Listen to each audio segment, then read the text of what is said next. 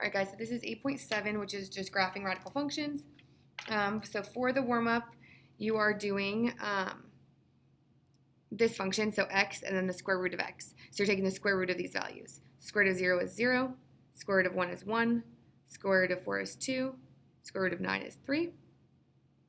And so this is going to be like our x and our y when we plot the points, because that's y equals radical x.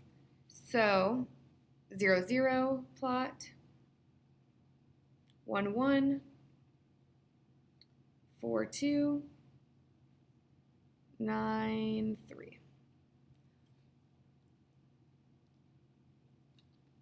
So here I'm just going to connect the dots so you guys can see. There's no arrow on this side because we can't go negative with square roots. So this is going to have this shape with an arrow on just that end going in the positive direction.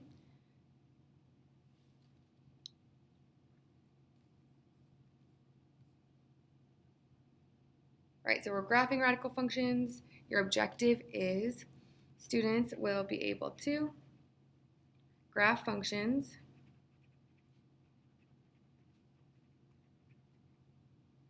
that contain a square root.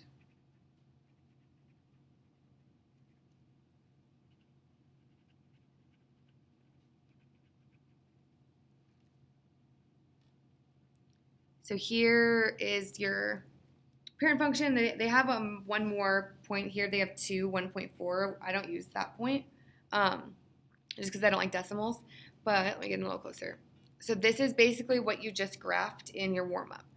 So this you're going to want to memorize, okay? Because it's going to be a lot easier. I promise it'll be way less work if you just memorize these points. They're not hard to memorize. It's just like the square root numbers. You've been making that list and looking at that list to simplify this whole time. So 0, 1, 4, 9, and take the square root of them for the y values. Okay, so first we're going to talk about domain, because when we're graphing, domain and range come into play. And then domain represents all of the possible x values that you could use. So we're going to have like a conversation about domain anytime your x values or like something in your function makes it to where you're only allowed to have certain numbers but not others. So for example here, square roots, we can only take the square root of positive numbers or 0. We can't take the square root of negative numbers, and so that's like a restriction. So that's what's going to cause us to have this conversation about domain. And talk about like what x can be, what x can't be, in order to like make it still work. So for here, this goes under the like idea of you can't take the square root of a negative. So for domain, we don't care about anything besides what's underneath the square root. Everything else, I don't care how many things are in the problem. We don't care. We care about this under the square root. So 3x minus 9, whatever that ends up being. So when I plug in an x, I'm going to get some value under there. That can't be negative. So the way that we set this up is 3x minus 9 has to be greater than or equal to 0, meaning it cannot be negative. Solve for x. So you do plus 9. 3x is greater than or equal to 9. Divide by 3. X is greater than or equal to 3 would be your domain for that function. So x values that are 3 and above will make this stay in the positive/0 range. Anything less than that is going to make it negative, which we can't have. Okay? So for the extra practice, you should be setting up negative 2x plus 5 is greater than or equal to 0. Subtract 5. Negative 2x is greater than or equal to negative 5. And then you have to divide by negative 2. Since I'm dividing by a negative, I have to flip the sign just like always. So x is less than or equal to, a negative over a negative is a positive, so positive 5 halves.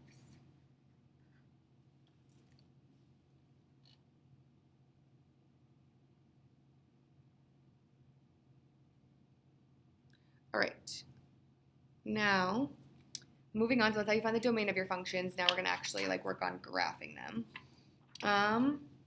We're going to skip this example. So cross out example 2. That one's a pain in the butt. Okay, so we're just going to talk about translations now, okay?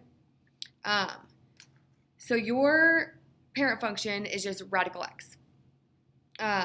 So what we're basically doing is instead of making a table of values every time, we're just going to work off the parent function and just look at how it's moving.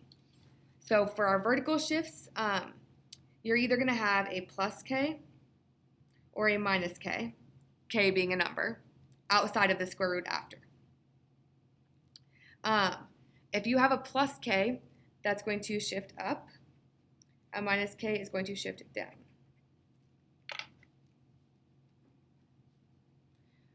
And then horizontal shifts are going to be underneath the radical with the x.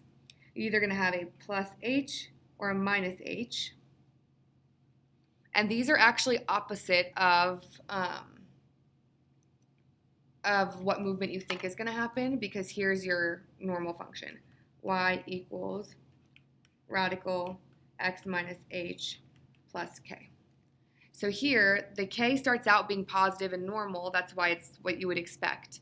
But the h underneath the radical starts out negative. So it's always going to be the opposite. So here, if it's plus h on the inside, that must mean that h is actually a negative number, because that's the only way in subtracting a negative would be to turn to plus. So if it's x plus something underneath the radical, that's actually going to move to the left. And minus something is actually going to move to the right.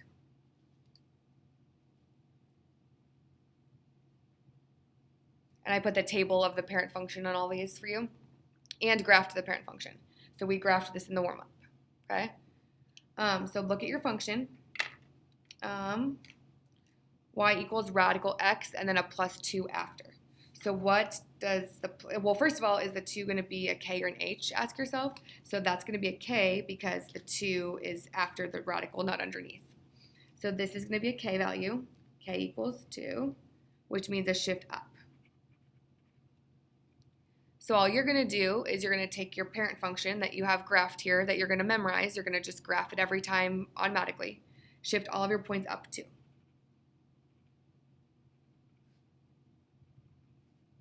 So you're going to have this function. And that's it. All right, the next one, same parent function, but now we have a minus 3 after, so which is also a k. So that's going to signal a down shift of 3. So just move all your points down 3.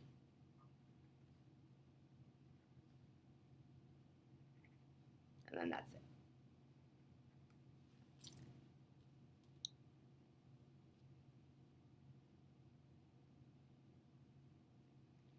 All right, moving on.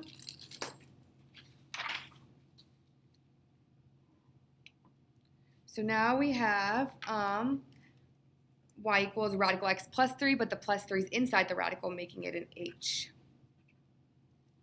And remember, it's plus 3, but that actually means h is negative 3. So it's like the opposite of what you think, because this starts out negative already in here. So that, since it's a plus 3, that's going to represent the opposite of what you would think. So this is actually going to be a shift to the left 3.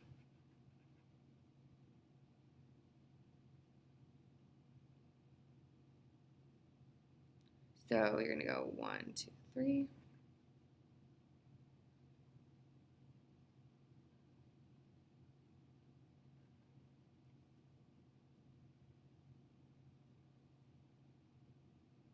Okay, so your function will look like that. All right, x minus 3, same thing. It's under the radical, so it's an h. And minus 3 you would think goes to the left, but it actually goes to the right. So just move all of your points to the right 3. And if you like run out of space, no worries. You could just kind of guesstimate like that. That's it. And sometimes you'll have both an h and a k. So you'll just multiply up or down and left or right, which is easy. All right, the lesson check for this. Okay, for number 1, you're going to find the domain.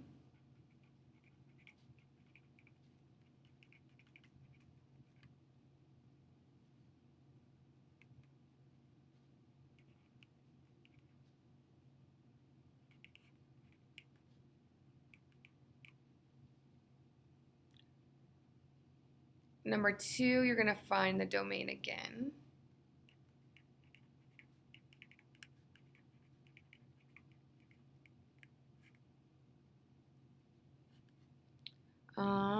So we're going to have y equals y radical negative x minus e.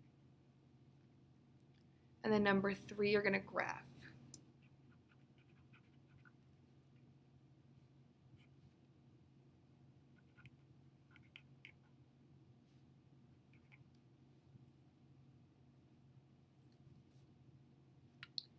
All right, on number 1, you should have for your answer x is greater than or equal to negative 7 for the domain. So set just the inside greater than or equal to 0. The outsides we don't care about. And on number 2, you're going to have x is less than or equal to negative 8. This flipped because I have a negative that I ended up dividing by here, which flips the sign. And then for this one, you should have gone down 6 for your transformation. So your first point is going to be at 0, 0, and then go down 6. The next point's a 1, 1, and go down 6. Next point's 4, 2, go down 6. And then 9, 3 is the next point, down 6. So you have this function right here.